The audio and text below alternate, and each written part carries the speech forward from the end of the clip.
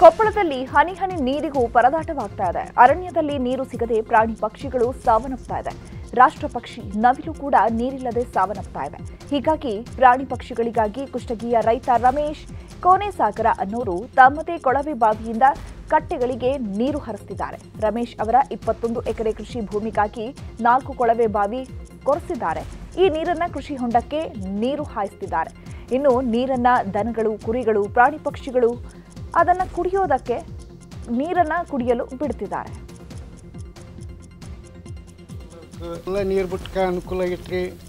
ಎಲ್ಲ ನಮ್ಮ ದನಕರಿಗೆ, ಕುರಿಮರಿಗೆ ಎಲ್ಲಕ್ಕೂ ನಮಗೆ ಶಾಂತಿ ರೀತಿ. ಯುಗಾದಿ ಹೊಸತೊಡಕಿಗೆ ಮಾಂಸದ ಅಂಗಡಿಗಳು ಫುಲ್ ರಶ್ ಆಗಿವೆ. ಬೆಂಗಳೂರಿನಲ್ಲಿ ಬೆಳ್ಳಂಬೆಳಗ್ಗೆ ಭರ್ಜರಿ ವ್ಯಾಪಾರ ಆಗ್ತಾ ಇದೆ.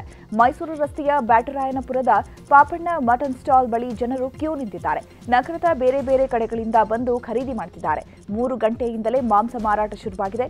ಒಂದೇ ದಿನ 5,000 ಕೆಜಿ ಮಾಂಸ ಮಾರಾಟವಾಗುವ ನಿರೀಕ್ಷೆ ಇದೆ. 1 ಕೆಜಿ ಕುರಿ ಮಾಂಸದ ಬೆಲೆ 850 ರೂಪಾಯಿ ಇದೆ. ಮಾಂಸ ಮಾರಾಟಕ್ಕೆ 4 ಕೌಂಟರ್ಗಳ ವ್ಯವಸ್ಥೆ ಮಾಡಲಾಗಿದೆ.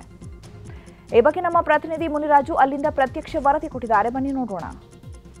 ಸಿಲಿಕಾನ್ ಸಿಟಿಯಲ್ಲಿ ಯುಗಾದಿ ಹಬ್ಬದ ವಸ್ತಡ್ಕು ಜೋರಾಗಿ ಕಂಡು ಬರ್ತಾ ಇದೆ.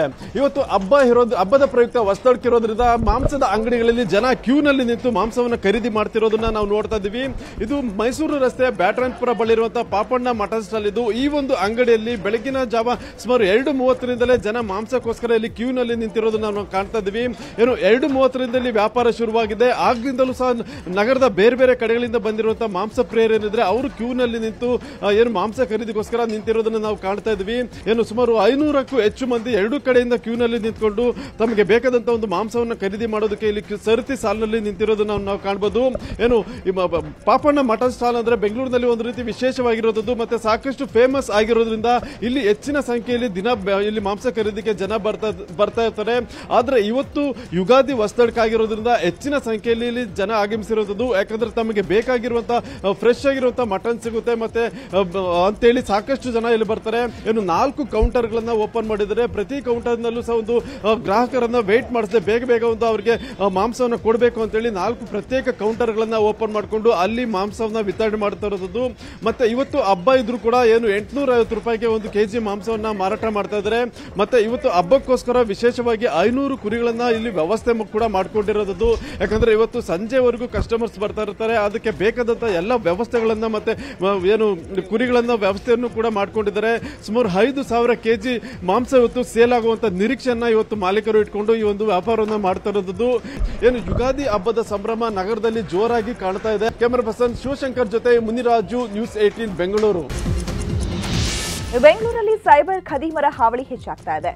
ಫೆಡ್ ಎಕ್ಸ್ ಕೊರಿಯರ್ ಕಂಪನಿ ಹೆಸರಲ್ಲಿ ವಕೀಲೆ ಒಬ್ಬರಿಗೆ ವಂಚನೆ ಮಾಡಿರುವುದು ಬೆಳಕಿಗೆ ಬಂದಿದೆ. ಮುಂಬೈ ಪೊಲೀಸ್ ಸೋಕಿನಲ್ಲಿ ಏಪ್ರಿಲ್ 3ರಂದು ವಕೀಲೆಗೆ ವಂಚಕರು ಕರೆ ಮಾಡಿ, ನಿಮಗೆ ಥೈಲ್ಯಾಂಡ್ನಿಂದ ಬಂದ ಕೊರಿಯರ್ನಲ್ಲಿ 140 ಗ್ರಾಂ ಮಾದಕ ಪದಾರ್ಥವಿದೆ ಅಂತ ಬೆದರಿಕೆ ಹಾಕಿದ್ದಾರೆ. ಬಳಿಕ ಸಿಬಿಐ ಹೆಸರಲ್ಲಿ ಮತ್ತೋರ್ವ ಫೋನ್ ಮಾಡಿ ನಿಮ್ಮ ಮೇಲೆ ಅಕ್ರಮ ಹಣ ವರ್ಗಾವಣೆ ಕೇಸ್ ಹಾಕ್ತೀವಿ ಅಂತ ಹೆದರಿಸಿದ್ದಾರೆ. ಬಳಿಕ ತನಿಖೆ ನೆಪದಲ್ಲಿ ಹೆದರಿಸಿ ಅಶ್ಲೀಲ ವಿಡಿಯೋ ಅಪ್ಲೋಡ್ ಮಾಡುವುದಾಗಿ ಹೆದರಿಸಿ 15 ಲಕ್ಷ ವಸೂಲಿ ಮಾಡಿದ್ದಾರೆ. ಈ ಸಂಬಂಧ ವಕೀಲೆ ಸೈಬರ್ ಪೊಲೀಸರಿಗೆ ದೂರನ್ನ ಕೊಟ್ಟಿದ್ದಾರೆ. ಬೆಳಗಾವಿಯ ಕಾಗವಾಡ ಚೆಕ್ಪೋಸ್ಟ್ ಅಲ್ಲಿ ದಾಖಲೆ ಇಲ್ಲದೆ ಸಾಗಿಸುತ್ತಿದ್ದ 5,45,000 ಹಣ ಪತ್ತೆಯಾಗಿದೆ. ಕುಡುಚಿಯಿಂದ ಮಿರಾಜ್ಗಡೆಗೆ ಪ್ರಯಾಣಿಸುತ್ತಿದ್ದ ಕಾರನ್ನು ತಡೆದು ಪರಿಶೀಲಿಸಿದಾಗ 5 ಲಕ್ಷ ಹಣ ಪತ್ತೆಯಾಗಿದ್ದು, ಆದರೆ ಸೂಕ್ತ ದಾಖಲೆ ಇಲ್ಲದ ಕಾರಣ ಹಣವನ್ನು ಚುನಾವಣಾಧಿಕಾರಿಗಳು ಜಪ್ತಿ ಮಾಡಿದ್ದಾರೆ. ದೆಹಲಿ ಸಿಎಂ ಅರವಿಂದ್ ಕೇಜ್ರಿವಾಲ್ಗೆ ಜೈಲೇ ಗತಿಯಾಗಿದೆ. ದೆಹಲಿ ಹೈಕೋರ್ಟ್ಗೆ ಕೇಜ್ರಿವಾಲ್ ಸಲ್ಲಿಸಿದ ಜಾಮೀನು ಅರ್ಜಿ ವಜಾಗೊಂಡಿದೆ. ಇಡಿ ಬಂಧನ ಪ್ರಶ್ನಿಸಿ ಕೇಜ್ರಿವಾಲ್ ಅರ್ಜಿ ಸಲ್ಲಿಸಿದ್ರು. ಆದರೆ ಅರ್ಜಿ ವಿಚಾರಣೆ ನಡೆಸಿದ ಕೇಜ್ರಿವಾಲ್ ಅವರ ಮನವಿಯನ್ನ ವಜಾ ಮಾಡಿದೆ. ಅರ್ಜಿ ವಿಚಾರಣೆ ನಡೆಸಿದ ದೆಹಲಿ ಉಚ್ಚ ನ್ಯಾಯಾಲಯ ಅಬಕಾರಿ ನೀತಿ ಹಗರಣದಲ್ಲಿ ಅಕ್ರಮ ನಡೆದಿದೆ ಅನ್ನುವ ಆರೋಪದಲ್ಲಿ ಹುರುಳಿದೆ. ಬಂಧನದ ಕ್ರಮವು ಕಾನೂನು ಪ್ರಕಾರವೇ ಇದೆ ಅಂತ ಅಭಿಪ್ರಾಯಪಟ್ಟು ಅರ್ಜಿಯನ್ನ ವಜಾಗೊಳಿಸಲು ನಿರ್ಧರಿಸಿತು. 65 ವರ್ಷಗಳ ಬಳಿಕ ಕೊಪ್ಪಳ ಜಿಲ್ಲೆಯ ಕುಷ್ಟಗಿ ಪಟ್ಟಣದಲ್ಲಿ ಅದ್ದೂರಿಯಾಗಿ ಶ್ರೀ ದುರ್ಗಾದೇವಿ ಜಾತ್ರೆ ನಡೆಯುತ್ತಿದೆ. ಈ ಹಿನ್ನೆಲೆ ಕುಷ್ಟಗಿ ಪಟ್ಟಣದ ಸುತ್ತಲೂ 28 ಕಿಲೋಮೀಟರ್ ವ್ಯಾಪ್ತಿಯಲ್ಲಿ ಜನ ಹಾಲು ತುಪ್ಪ ಎರೆದಿದ್ದಾರೆ. ವಿವಿಧ ಸಮುದಾಯದ ಮುಖಂಡರು ಕೋಲು, ಕತ್ತಿ, ಕೊಡ್ಲಿ ಹಿಡ್ಕೊಂಡು ಡೊಳ್ಳು ಬಾರಿಸುತ್ತಾ ಟ್ರ್ಯಾಕ್ಟರ್ ಮೂಲಕ ಮೆರವಣಿಗೆ ಮಾಡಿ ಹಾಲು ತುಪ್ಪ ಎರೆದರು. 11 ದಿನಗಳ ಕಾಲ ದುರ್ಗಾದೇವಿ ಜಾತ್ರೆ ನಡೆಯುತ್ತಿದೆ. ಜಾತ್ರೆಗೆ ಮುನ್ನ ಭೂಮಿಗೆ ಹಾಲು ತುಪ್ಪ ಎರೆಯುವ ಸಂಪ್ರದಾಯ ಇದೆ. ನಿನ್ನೆ ಚಂದ್ರ ದರ್ಶನವಾಗಿದ್ದು ಇವತ್ತು ರಾಜ್ಯದ ಕರಾವಳಿ ಭಾಗದಲ್ಲಿ ರಂಜಾನ್ ಹಬ್ಬ ಆಚರಿಸಲು ತೀರ್ಮಾನಿಸಲಾಗಿದೆ. ಕೇರಳದಲ್ಲಿ ಚಂದ್ರ ದರ್ಶನ ಆಗಿದೆ. ಹೀಗಾಗಿ ಇವತ್ತು ರಂಜಾನ್ ಆಚರಣೆ ಮಾಡಲಾಗುವುದು ಅಂತ ದಕ್ಷಿಣ ಕನ್ನಡ ಖಾಸಿ ಸ್ವಾಕಾ ಅಹಮದ್ ಮುಸ್ಲಿಯಾರ್ ಮಾಹಿತಿ ಕೊಟ್ಟಿದ್ದಾರೆ. 21 ದಿನಗಳ ಉಪವಾಸ ವ್ರತ ಆಚರಿಸಿದ ಮುಸ್ಲಿಮರು ಇವತ್ತು ಈದ್ ಉಲ್ ಫಿತರ್ ಹಬ್ಬದೊಂದಿಗೆ ಅಂತ್ಯ ಮಾಡ್ತಾರೆ. ಹಬ್ಬದ ಹಿನ್ನೆಲೆ ಮಸೀದಿಗಳಲ್ಲಿ ಸಾಮೂಹಿಕ ಪ್ರಾರ್ಥನೆ ನಡೆಯಲಿದೆ.